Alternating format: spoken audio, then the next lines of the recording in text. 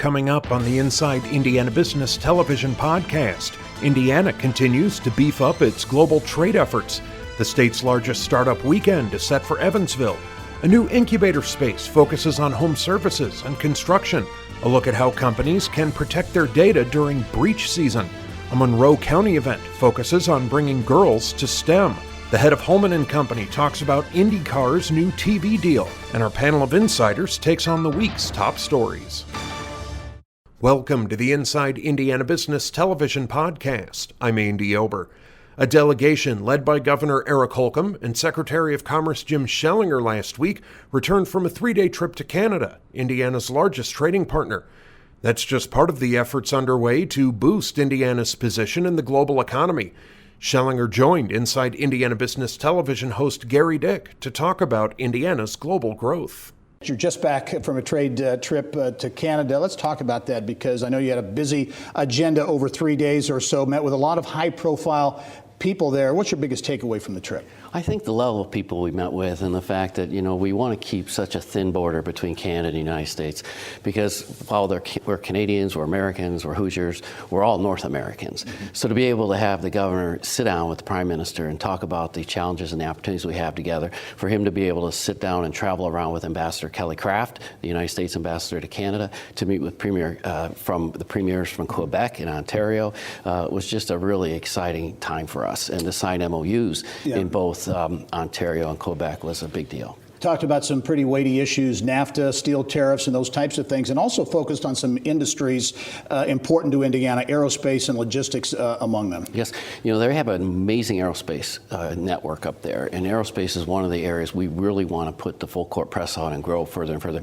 The 4 things we really focused on while we were there were aerospace and defense, life sciences, agribusiness, and information technology, because those are areas we want to continue to grow. We'll keep going in advanced manufacturing, logistics, and as well as cybersecurity and energy. But those are areas of focus that we can really thrive with them. And we hope we can help them in those same areas and the other areas that we're experts at. Because, of course, we have Lilly there, Cummins, Biomet, and so many others. You have been on the road a lot overseas. You were in Switzerland just a few weeks ago, visiting with some big players, including Roche.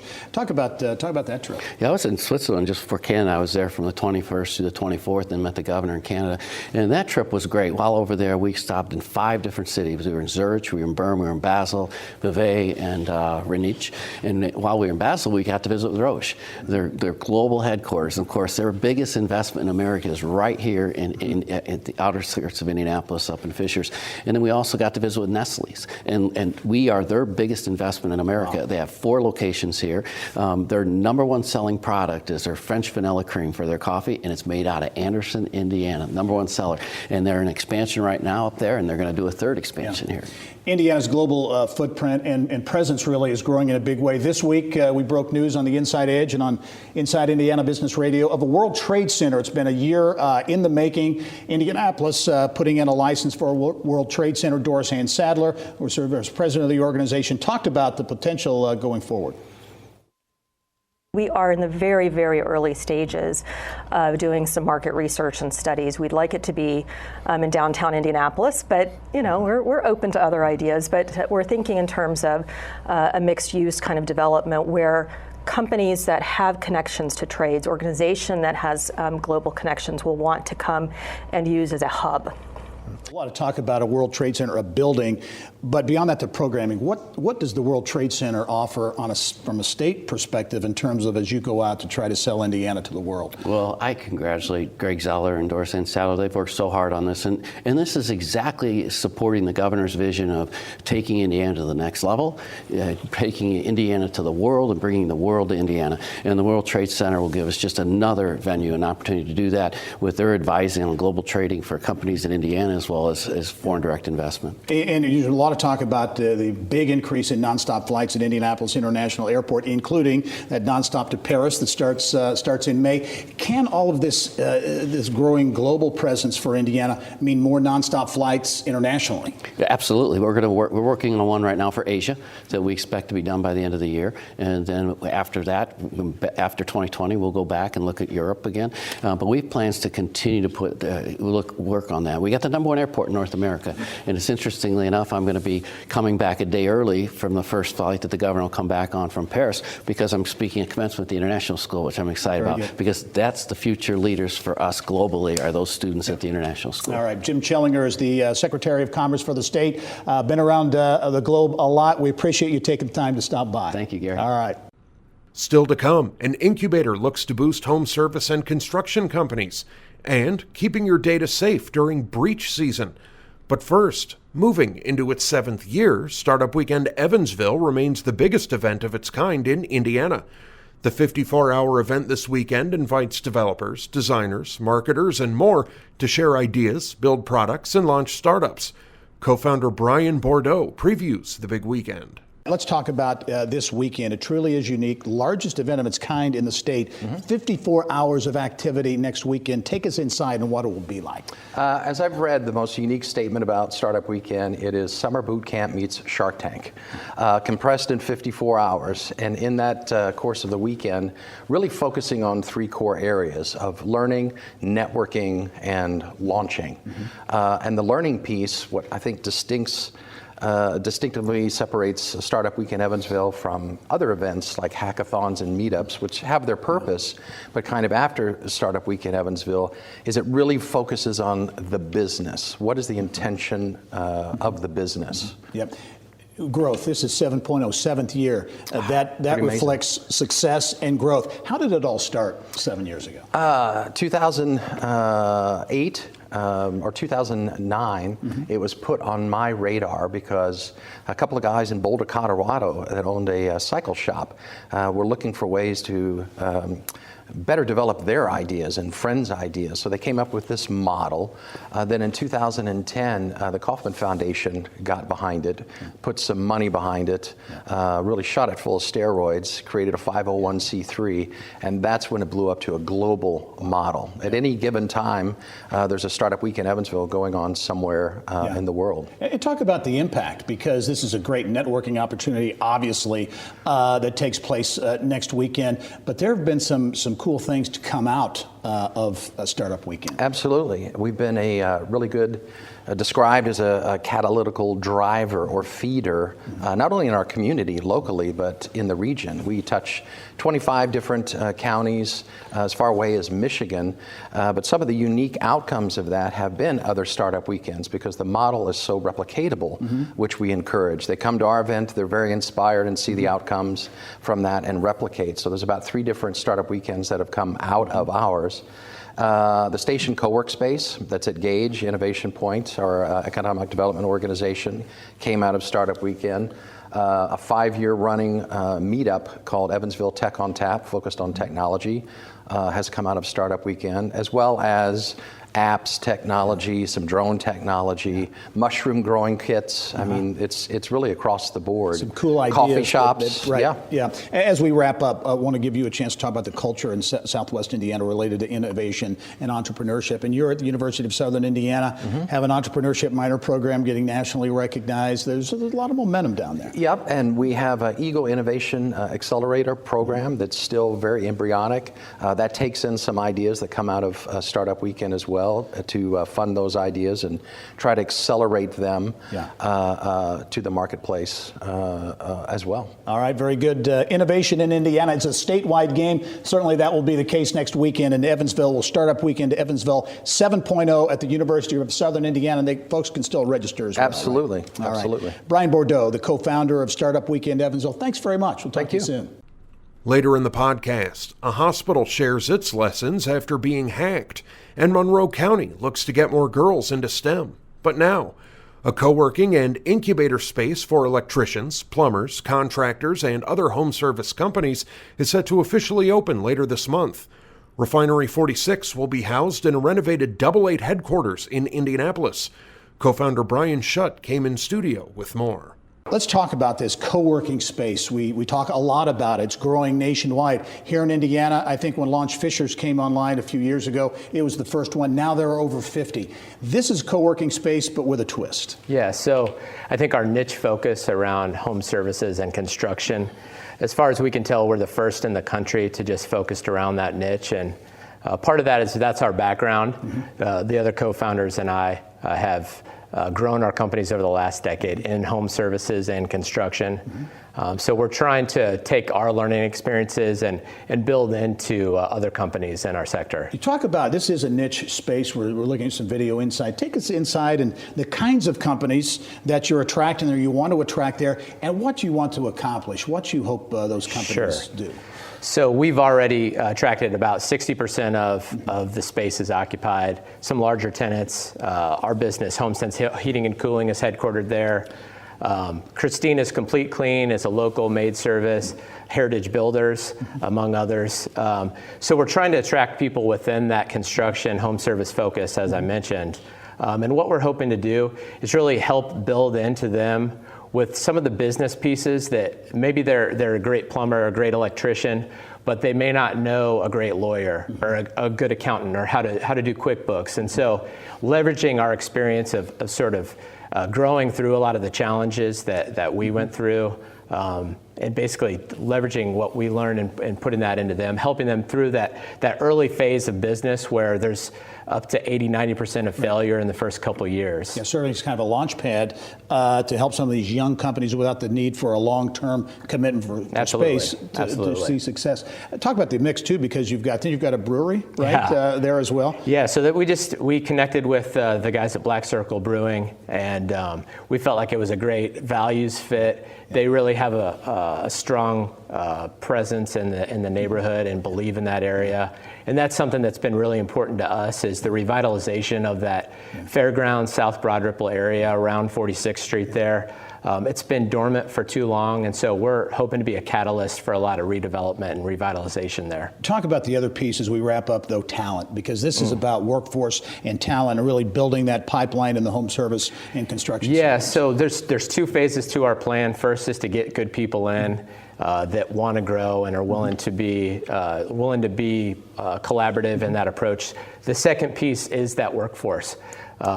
In construction and home services, there's a huge deficit in workforce, and we think we can be a magnet for people by having a space that's a little unique. All right. Brian Shutt, the co-founder of Refinery 46. Unique and a really cool idea. Good luck going forward, Brian. Thanks, Gary. All right.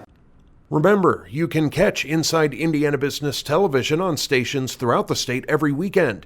Head to InsideIndianaBusiness.com to check listings. Still to come, a STEM conference focuses on sparking girls' interest. And what does a new TV deal mean for INDYCAR? But first, we're currently in what security experts call breach season, when businesses and hospitals are more prone to hackers. Hancock Regional Hospital knows that all too well, having been the victim of a ransomware attack in January. CEO Steve Long and Pondurance founding partner Ron Pelletier had more on the business of health. Ron, I'll start with you. I mentioned in the intro there, this being breach season. What do you mean, and why is this particularly more attractive to hackers this time of year? Sure. So we try not to talk too flippantly about breach season. It's a very serious matter. The reality is, though, is that there's a period of time in a year, and it's typically February through April, in which we see an increase, sometimes as much as 80 to 90% in that given period, based on the average of reported breaches. And so looking at that historical data led us to wonder why. What is it about this time? The immediate things that jump out are, of course, tax season. That always brings about the propensity for attacks and fraud. But what we've seen too are these outside actors, these bad actors, attackers, whatever you want to profile them with. They treat their organization like a business. What they want to do is take the period of the year prior, third, fourth quarter, and start to weaponize their tools, figure out their strategies. Then they'll typically spend fourth quarter in doing their reconnaissance and probes, finding a foothold, getting ground inside of a network. And then from there, it's a matter of when they decide to actually effectuate what it is they're trying to do. Your company, Pondurance, has a diverse portfolio of clients, do a lot in the healthcare space, though. Hancock Regional was hit by an attack in January.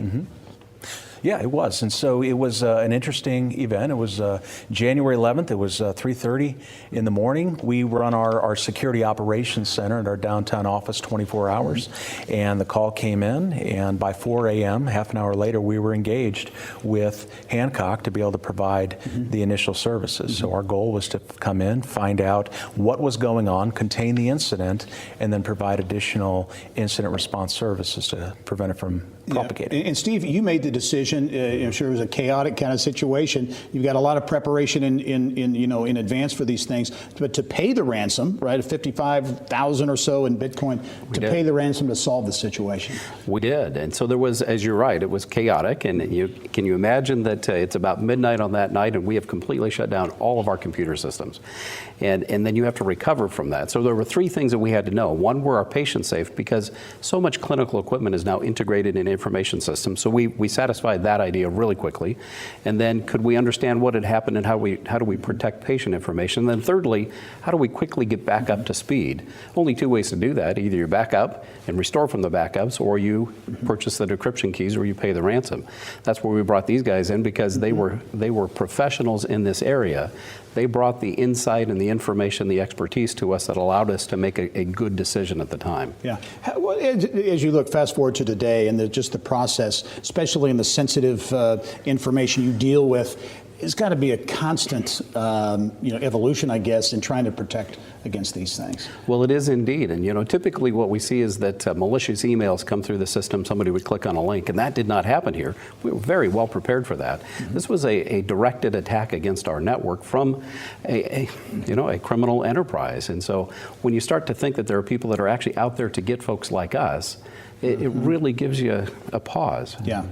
Had a positive outcome on this one here, Ron, but is your message to businesses, whether it's healthcare or otherwise, is there a central message when it comes to cybersecurity and preventing this kind of thing? Yeah, there is, and a lot of it becomes, you can't be static in your defense. You can't rely solely on technology, and I think a lot of companies still believe that technology is going to be their savior when it comes to preventing a breach. The reality is that as the outside actors, the attackers, they get more sophisticated, they find ways to circumvent that technology, then that is them upping their game. And so your adversary is a human. If you don't think like a human in your defense, then chances are your defense is not going to be enough. All right. It's timely information as we're in breach season right now. Very important for businesses of all types. Ron Pelletier, the founding partner at Pondurance, and also Steve Long, the CEO at Hancock Regional. Thank you very much. Thank you.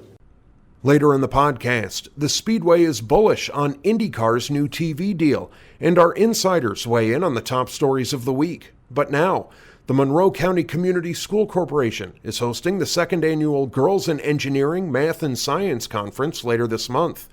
Girls in 5th and 6th grades will have hands-on opportunities in areas including forensic science, technology, chemistry, and engineering.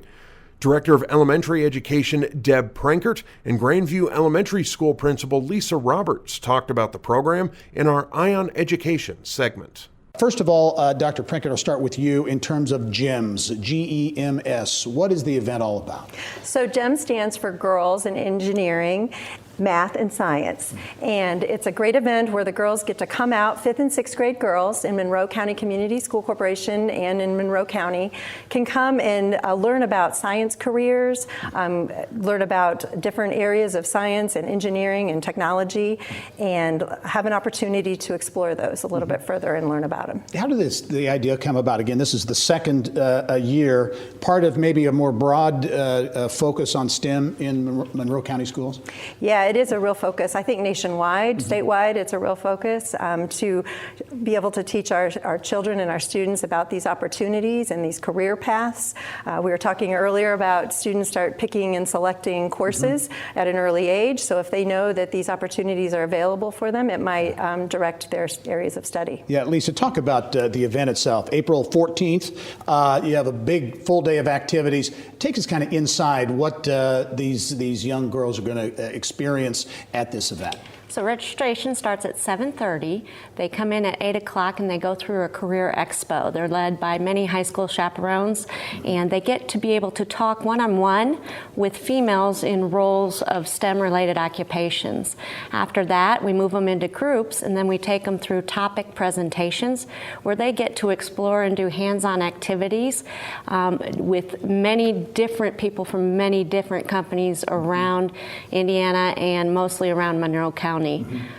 So they're really looking forward to that. We do have some kids that are repeating this year that came last year and have grown with excitement to do some new things. How important, I mean, the entire day has a lot of really cool aspects, but the mentoring, the role model aspect, in your view, how important is that for these young people to actually see women and professionals and others who have achieved success?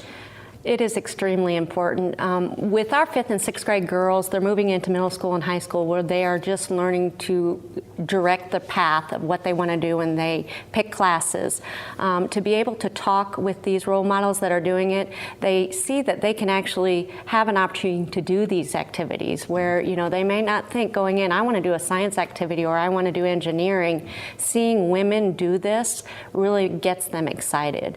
It's not just them looking at science, but it's different areas, you know, studying makeup and what goes into makeup. And I know that's female oriented, but even we have an activity where they'll create a tire rim and see how that can be withstood with weight or different things. So it's just being able to investigate what's going on in many different STEM-related occupations. Yep, Dr. Prinkert, the importance, in your view, of having an event like this in 5th and 6th grade, in the grade schools at the younger age, and exposing young people to these opportunities. Yeah, it just really shows them what's out there, what opportunities can await them, and may help them, like I said, kind of guide their path in selection of courses and internships and mentorship opportunities. So we really hope this is a catalyst to help them see the future and see what potential possibilities are out there for them. Yeah, really, this is an extension of a lot of things you're doing at Grandview, right? It is. Grandview is a STEM certified school. And so to put real world experiences in the hands of all those kids, it's made learning so much more enjoyable, and they're excited to come to school every day. So to take those 5th and 6th grade girls and extend that on the weekend is an excellent opportunity. All right, a big event, the GEMS event will be held April 14th at Bloomington North High School, correct? Correct, that's correct. Will be a big day for a lot of young women in Monroe County. And Dr. Deb Prinkert from Monroe County Schools, also Lisa Roberts, the principal at Grandview Elementary. Thank you both very much. Thank you for having us. All right. Still to come, insight on the top stories of the week from our panel of insiders. But first, the national television broadcast relationship between the Indianapolis 500 and ABC that began in the early 60s will end after this year's race. NBC Sports Group takes over beginning with next year's race and will cover other INDYCAR Series races as part of a multi-year deal. Hulman and Company CEO Mark Miles talks about the new agreement in the business of sports. Big deal, a lot of fanfare, and a lot of attention on the fact that you ended a relationship with ABC after 50 plus years. So that's a long time relationship, but a big move to go away. Yeah, well, we value all the accomplishments that have been achieved over the decades together. And they couldn't have been better in this process. They were a finalist right up to the very minute that the final decision was made. So world-class organization, they've been great for the Indianapolis 500. But there were some strategic things we wanted to get done, and we feel like that these arrangements will be better. Well, let's talk about that. The NBC Sports Group, NBC Sports, NBC Sports Network. How is this going to play out? Beginning in 2019, the 500 will be on NBC Sports, as well as several other INDYCAR races. Talk about the deal. So there are 3 more races on free-to-air network, NBC as opposed to ABC in the past. Not just the 500, but a total of 8 now. Out of the 17 races that make up the series. All the rest will be on NBC Sports Network or cable, basically. And then there's another more innovative development, which is that we'll have our first direct-to-consumer offering. So you'll be able to go to NBC Gold. Price and content still work in progress, but you'll pay something for the hardcore fan to have a second screen to augment what they're seeing on television, or to have more access more often to INDYCAR content. So more exposure, by having one media partner in the States, NBC, one platform where they can do more to promote from week to week, race to race, and then this internet television approach. So technology is a piece of this and getting to that younger audience, I'm sure. It's so exciting. I mean, it's practical to allow somebody, who knows what the price is, right? But say it's $30 a year. Now you can go get it on internet, get it on your phone, get it on your laptop. If you got a smart TV, you can watch it on the wall at home still. And you can see 8 different in-car cameras. It's a separate feed for each one. Watch the whole race through Scott Dixon's eyes, for example. I'm making up the specifics. You can get a data feed, so you see all the telemetry coming off. So it's really a rich content play that gives people what they want the way they want it. That combination of NBC Sports and the entire platform, in your view, what can this do from an audience standpoint? How much growth do you think you can accomplish there? You know, I think it's going to be very material for us. It's hard to put a number on it. Let's start with the Indianapolis 500-mile race. We're in that place right now. NBC is great at making big events bigger, and they've been chomping at the bit for the opportunity to see what they can do with the 500.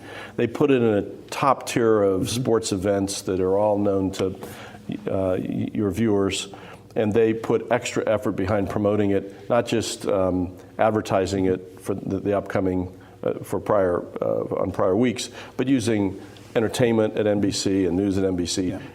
They think they can more than double the TV audience in a reasonably short number of years. Yeah. All right. How about sponsors? Obviously, that's the lifeblood of the sport. What can this deal potentially, in your view, do from a sponsor standpoint?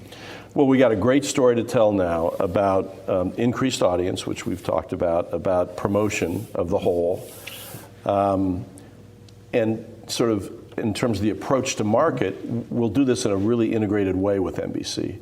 So you can imagine their sales group can probably get in some doors we might not, and then they'll go with us to the companies that we're talking to. So an integrated package where the advertising and the benefits on the broadcast can be combined with the series sponsorship, I think will pay dividends. All right, look forward to hearing a lot more about this. Mark Miles, the CEO of Hulman and Company.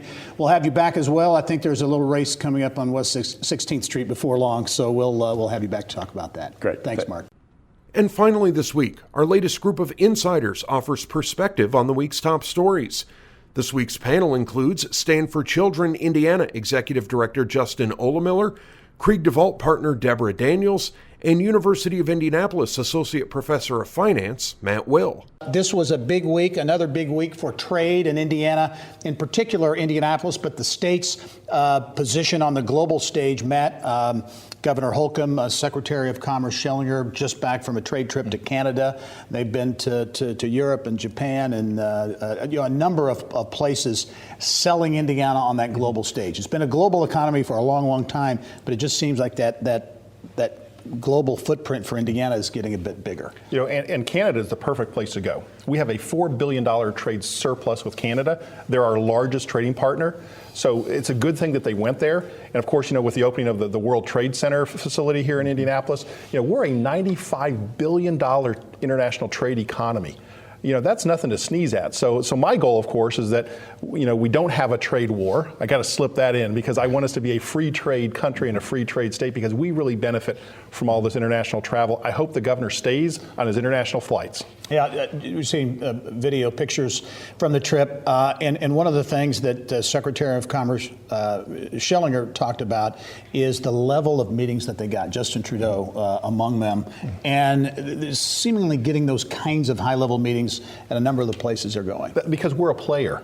You know, Indiana, you know, people didn't realize, Indianapolis, of course, and the Amazon running and other things, we are the place that, you know, Japan is investing, foreign direct investment is at record levels in the state. So they want to talk to us because we have something to offer, tax incentives, skilled labor force, quality of life. You can't beat it. So they're getting good meetings. Deborah, the World Trade Center designation, it was more than a year of some pretty big effort to get that designation for Indianapolis. What, in your view, for Indianapolis to have a World Trade Center, to have that designation, or does it mean? I think it's not only just tremendous in terms of our appearance as a player, but it's also going to make a real difference. I mean, we're already a big player, but this is going to help a lot of small companies that really don't quite know how to get it done. So I think what will happen is just exponential growth in our international trade. I think it's wonderful, and I think it'll be great. They're talking about trying to get a high-profile headquarters in downtown Indianapolis. Hey, we got some sites for them. I think they could work that out. Yeah, exactly. And Justin, too, the other thing we were talking about is that connectivity around the globe. We landed the nonstop flight from Indianapolis to Paris, and Jim Schellinger was telling me earlier on the show that don't be surprised to get a few more to some other countries, around the globe because of this. Well, the way Jim's been traveling, he needs those connections because he's flying all across the world. So again, I think connections, logistics. We'll talk about the FedEx investment and what didn't happen there. Yeah. Certainly a lot happening in Central Indiana for sure. Yeah, we'll talk about that because it was a mixed bag as you look at Central Indiana. Look at FedEx, huge company with huge presence in our state. Made an announcement last fall that they're going to put a huge distribution facility, a package distribution facility in Greenwood, something in the lines of $259 million, 450 plus jobs. And then out of the blue, they just pulled the plug on it. Yeah, very surprising. I know that certainly the Greenwood city officials were very disappointed and kind of dumbfounded about this. My thought was, with the automation that took place, they announced it in October, and then here we are in March. They pulled the plug on that level of investment due to automation. I wonder what kind of data were they seeing that made this a good deal in October, but now a few months later they pulled the plug on it. But you know what? We have to look at the glass. It's like 3/4 full because remember, December, January they announced a $2 billion expansion at the airport. So yeah, they're making some changes here and there, which any business does, but it's a net gain for the state. So there is, it's better. It looks more positive than negative. Yeah. Very true. And Terre Haute did get a bit. They got some positive some crumbs there with the FedEx investment. We'll say, Gary, though, on the automation piece, which is why they pulled the plug on the Greenwood plant, 375 million jobs potentially could go away due to automation by 2030. So, these jobs that we're seeing, are they in a tenuous position as we move forward with technology and automation growing in terms of logistics? But you know what, that's a misnomer because what that does is reduce the cost of the things that we buy that we need. And therefore we have more money to spend on our wants. And those come with better jobs, robotics, engineers, advanced manufacturing. So I'm okay with automation. The horse and buggy industry, I'm glad it's gone and was replaced by the auto industry. Deborah, on the flip side, a longtime Indiana-based company, Jeff Boat, an icon in Southeast Indiana, roots dating back to the 1800s, going to go away and just announced a big drop in barge orders leading to the demise in Southeast Indiana. Yeah, and we're all really sorry to see that. I'm not sure we should be all that surprised. I mean, the world is changing. We're just talking about automation. Logistics is changing. Matt has wondered if this has any connection to the coal industry.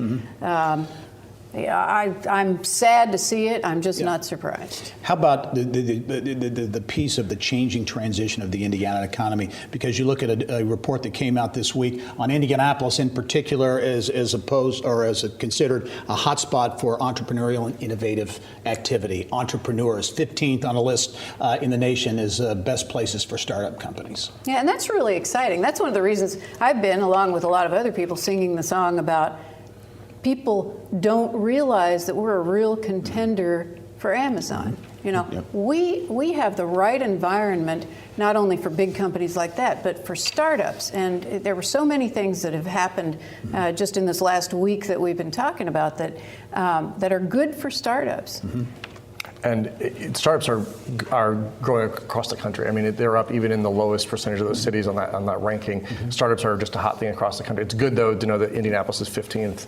It's funny, 15th. I find that hard to believe. I think we should be higher. Because you look at the other reports, put us in the top 5 or top 10. And when you look at our next fund, $250 million we're going to be investing in startups. So you think the seeds or the right things are being planted here to grow companies? The money, the entrepreneurs. Think of all these companies, like even the former executives at Exact Target and Angie's List. They're out there, playing the seed for future businesses. I think the holdback, though, from what I read, was the educational attainment. I mean, this is obviously a space that I'm very passionate about. We've got to get our graduation rates up. We also have to get working on CTE efforts in high school, which is something I know that IPS is working on, and the governor's focus on workforce. So I think educational attainment is one area where we have to grow in order to meet our potential. Isn't that the same question we have every time we have these discussions, is workforce development? Right. Well, it is. We're building very much all these so. great jobs, and we talk about the tech jobs, which is another subject, and we don't have the people to fill them, Yep. which is a little scary. Need the pipeline. You talk about innovation, you talk about education, and just in this week we saw Teach Indy was launched to really bolster that teacher pipeline in IPS in particular. Talk about that and how Indianapolis is regarded really on a national level when it comes to education initiatives. Yeah, we talk about being known, being a surprise on the list for Amazon. Well, I think with a lot of people, even locally, I don't think that they know the national conversation going on with education in Indianapolis. The partnerships between IPS and the charter sector, the work around the college and career academies that IPS are launching as well, the unique opportunities for teachers here. This initiative that's been started is really an opportunity to market the innovative sort of school autonomy work that's going on in IPS between the charter sector and the district as well. Teachers want to teach in a space where they can grow, where they can have freedom to teach and be able to innovate themselves and grow themselves. And this is a great environment to do so. I'm glad that they're marketing it to the best and brightest across the country. Very good, Matt. 15 seconds. INDYCAR, the Indianapolis 500, taking away the ABC deal after 50 plus years, going with a big deal with NBC. Good move? Great move because it gives them the position to go into innovative technology to distribution channels, and that's the future of all entertainment distribution. All right. Matt Will, Deborah Daniels, Justin Oldmiller, thank you all very much. That wraps up this week's Inside Indiana Business Television podcast. Remember, you can find all of this week's TV segments, as well as the top business news from throughout the state, at InsideIndianaBusiness.com. While you're there, you can also subscribe to our platform of free e-newsletters. This is Andy Ober for Inside Indiana Business.